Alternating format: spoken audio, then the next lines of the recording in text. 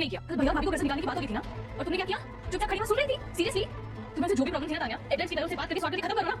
और तुम तो घर से निकलवा कर ही मारोगे, है ना? तुम तो ज्यादा सच बोल रही हो। काश आप भी होते जिम्मे लोग उठा उठा के ना आपके मसल के साथ आपका दिल भी पत्थर का हो गया। भैया और भाभी आपके लिए सबसे लड़े, आपको कोई फर्क नहीं पड़ा ना। इनफैक्ट उन्होंने हम सबके लिए इतना कुछ किया, लेकिन हम तो ठहरे सेल्फिश लोग, हमें क्या निकाल के फेंको उन्हें।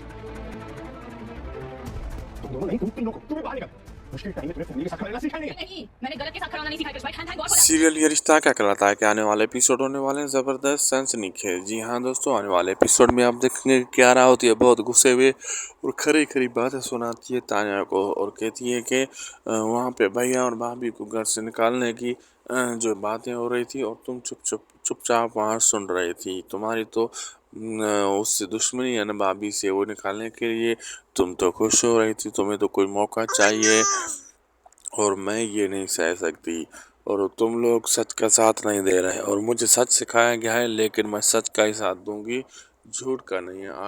आज तुम लोग झूठ के सहारे खड़े हो, सच का साथ बिल्कुल नहीं दे रहे। और कृष को कहती है कि तुम ये लोहे के सामान उठा उठा कर तुम्हारा दिल भी लोहे और पत्थर जैसा हो गया है और मैं यहाँ नहीं रहूँगी।